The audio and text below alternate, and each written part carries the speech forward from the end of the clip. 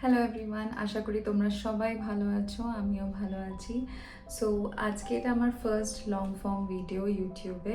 মানে অনেক দিন ধরেই ভাবছিলাম কি কিছু লং ফর্ম ভিডিও বানাবো। তো ইউটিউবে অ্যাকচুয়ালি যতটা সময় দেওয়া দরকার ততটা সময় আমি ঠিকভাবে দিয়ে উঠতে পারছি না, বাট এবার থেকে সত্যি ভেবেছি কি না কিছু লং ফর্ম ভিডিও পোস্ট করা যাক। তো আজকে আমার ছুটি অ্যান্ড আজকে দিনটা কিভাবে কাটাচ্ছি সেটারই একটা ব্লগ শেয়ার করব। আশা করি তোমাদের ভালো লাগবে। সো চলো স্টার্ট করা যাক। আজকে যেহেতু ছুটি ছিল বলে ঘুম থেকে ওঠা হয়েছে একটু লেট, তাই সব কাজ করতে করতেও অনেকটাই লেট হয়ে গেছে। এখন কিচেনে চলে এসেছি চা বানাতে। জেনারেলি সকালটা চা দিয়ে শুরু করি, না হলে কিছুতেই ঘুমটা কাটতে চায় না। আজকে কিন্তু বাইরে বেশ রোদ করেছে আর ওয়েদারটা একটু প্লেজেন্ট, সেরকম খুব একটা ঠান্ডা নেই। আর এই হালকা হালকা ঠান্ডা ওয়েদারে কিন্তু আদা দিয়ে চা খেতে বেশ ভালো লাগে।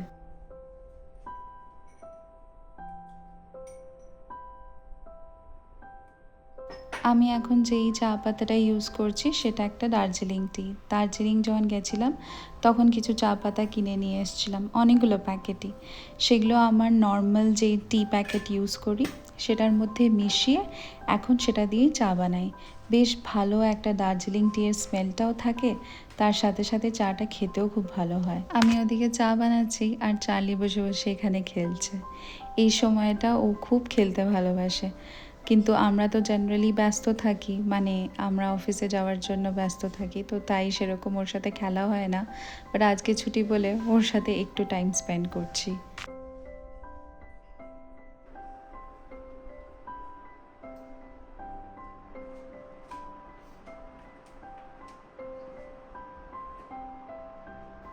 চা আমাদের প্রায় রেডি হয়ে গেছে, ওটা ছেঁকে নিয়ে এবার চলে যাব একটু ব্যালকনিতে।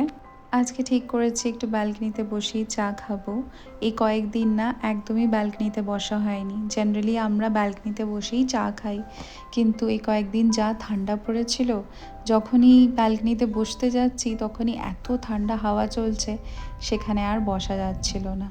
তাই আজকে যেহেতু একটু প্লেজেন্ট ওয়েদারটা, তাই ভাবলাম কি একটু বসে ওখানেই চা খাই।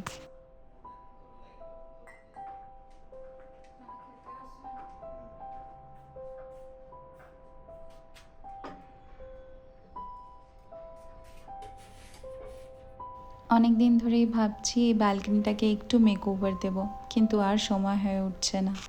আজকে তো আমাদের দুজনেরই ছুটি। এই সপ্তাহের মাঝখানে ছুটি খুব খুব রেয়ারলি একসাথে পড়ে। মানে আমি তাও টুকটাক ছুটি পেয়ে যাই, ও তো একদমই ছুটি পায় না সেইভাবে। তাই অনেকটাই বেশ গল্প করতে করতে সময় কেটে যাচ্ছে। তার সাথে সাথে আজকে চালিও ভীষণ হ্যাপি, কারণ কি আমরা দুজনেই বাড়িতে আছি।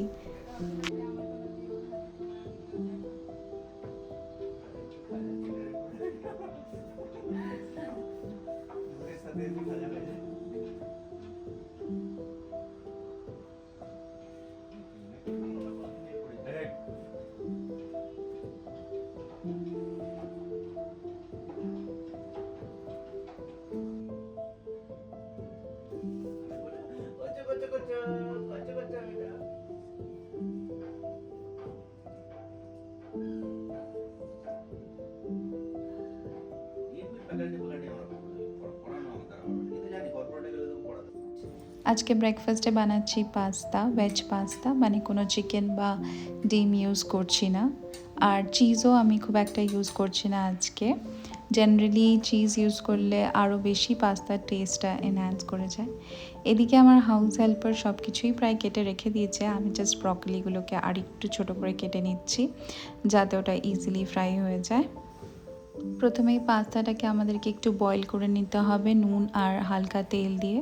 তারপর যখন ওটা বয়েল হয়ে গেল তারপর আমরা ওটাকে একটু স্ট্রেন করে রেখে দেবো।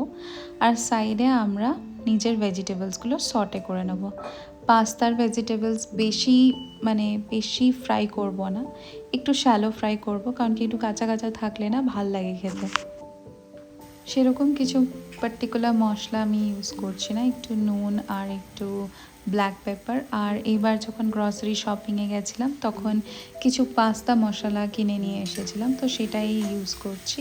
প্রথমে ভেজিটেবলসগুলো ভালো করে একটু ফ্রাই করে নেব, তার মধ্যেই এই পাস্তা মশলাটাও দিয়ে দেবো। আর যখন এটা ঠিকঠাক কুক হয়ে গেছে তখন সেই বয়েল করা পাস্তাটা অ্যাড করে দেবো।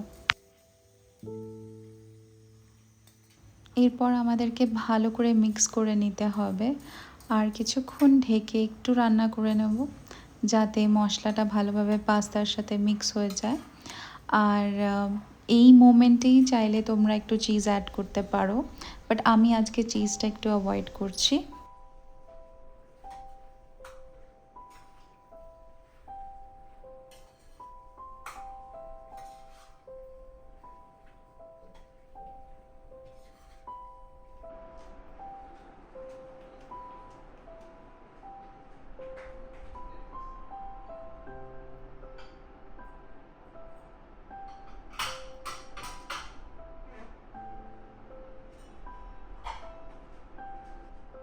আমাদের পাস্তা কিন্তু এবার রেডি হয়ে গেছে, তো এটাকে সার্ভ করে নিই। আজকে সত্যিই খুব ভালো লাগছে, অনেক দিন পর রোদ উঠেছে।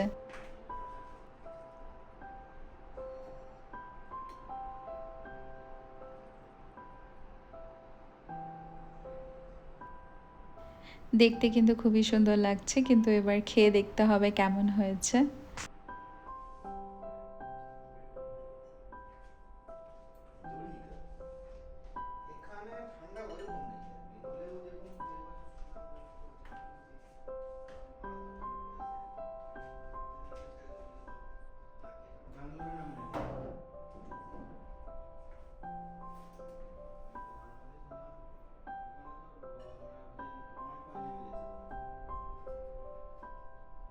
পাস্তাটা কিন্তু খুবই টেস্টি হয়েছে খেতে, মানে এত সিম্পল ওয়েতে বানিয়েছি কিন্তু তাও একটা খুবই ভালো টেস্ট হয়েছে।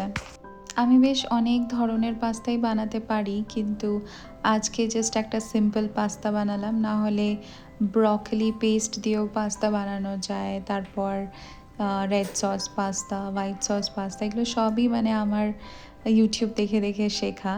কিন্তু এই যে পাস্তাটা আমি আজকে যেটা বানিয়েছি সেটা মানে আমার মানে খুবই গো টু, মানে খুবই ইজি একটা রেসিপি। তো তোমাদের যদি কোনো দিন একটা ডিটেল ভিডিও লাগে তাহলে আমাকে কমেন্টে অবশ্যই জানিও।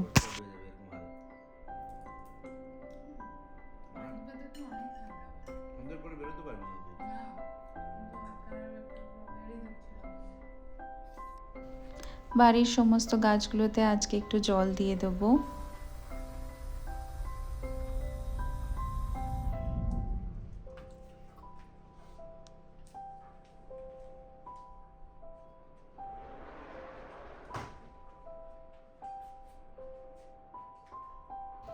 একদিন ডিটেলে তোমাদের আমি একবার দেখাবো আমার বাগানে কি কি গাছ আছে।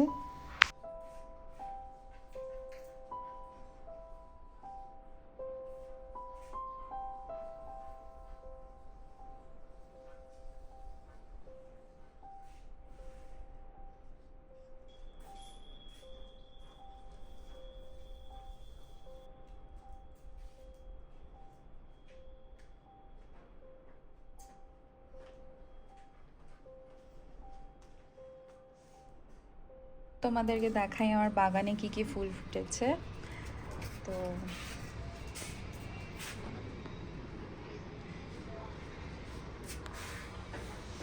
এগুলোতে এটা সাদা গোলাপ, এটার মধ্যে অনেকগুলো কুড়ি এসেছে।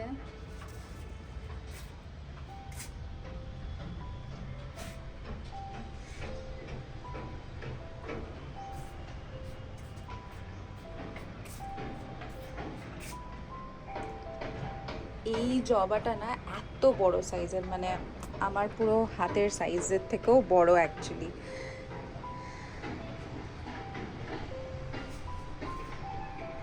আর এই টমেটো গাছটা ভেবেছি এটা এটা অ্যাকচুয়ালি নিজে থেকে হয়েছে, ঠিক আছে, এই টবটার মধ্যে নিজে থেকে হয়েছে। আমি ভেবেছি এটাকে একটা আলাদা পটিংয়ে রাখবো।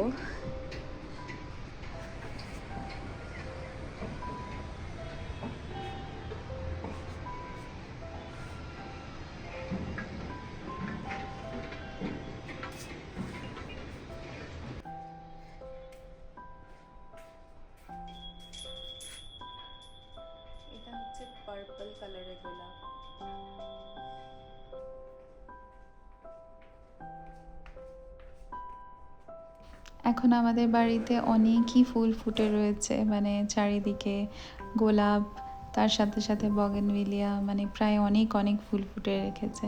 আর ফুল ফুটে থাকলে না বাগানটাকে দেখতে এত সুন্দর লাগে।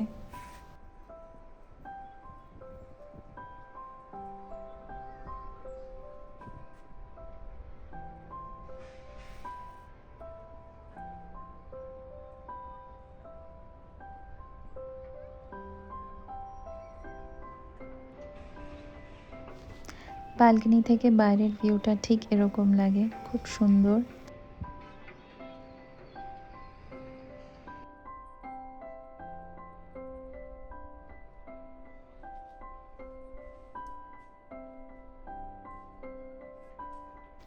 আজকে ভেবেছি সোফার কভারটা একটু চেঞ্জ করে দেবো।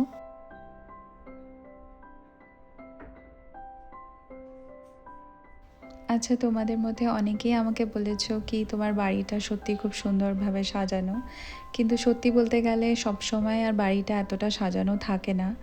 মানে সাজানোর জন্য, সেটার জন্য আমাকে অলমোস্ট এভরিডে কিছুটা হলেও সময় পার্টিকুলারলি ওটার জন্য ডেডিকেট করতে হয়। মানে এই ধরো কাজ শেষ হলে বা ফ্রি টাইমে বা ছুটির দিনগুলোতে কোনো একটা পার্টিকুলার স্পেসকে গুছিয়ে নেওয়া। যেমন আজকে আমি এই সোফার কভারটা চেঞ্জ করে দিচ্ছি, তো একসাথে তো সমস্ত কাজ হয় না। তো তোমরাও এইভাবেই, মানে যেই টাইমগুলো তোমরা ফ্রি পাচ্ছ সেই টাইমগুলোতে একটু একটু করে নিজের বাড়ির কাজগুলোকে করে নিতে পারো। আমার সাথে এটা খুব হয়ে থাকে, যদি আমার চারিপাশটা একটু মেসি হয়ে আছে তাহলে আমিও একটু মানে স্ট্রেসড আউট থাকবো, মানে একটু চিড়চিড়া বা অ্যাজিটেটেড থাকবো। কিন্তু যে মুহূর্তেই আমি আমার চারিপাশটা একটু গুছিয়ে নেব তখন অনেকটাই মানে স্টেবল লাগবে, অনেকটা অর্গানাইজড ফিল হবে। তাই অর্গানাইজ থাকাটা অ্যাকচুয়ালি খুব ভালো, সেটা আমাদের মেন্টালি একটা পজিটিভনেস আর একটা পিস নিয়ে আসে। হাউস হেল্পার থাকা সত্ত্বেও নিজের বাড়িটাকে না একটু নিজের মতো করে গুছিয়ে নিতে হয়। যতই হোক না, মানে যতই হেল্পার থাকুক না কেন, আপনি কিন্তু নিজের বাড়িটাকে যেইভাবে গোছাতে চান সেটা আপনি নিজেই পারবেন, মানে অন্য কেউ এসে পারবে না সেটা করতে। তাহলে আজকের ব্লগটা এখানেই এন্ড করছি। আশা করি তোমাদের খুব ভালো লেগেছে। আমাকে প্লিজ কমেন্টে জানিও। আবার দেখা হবে একটা নতুন ব্লগে।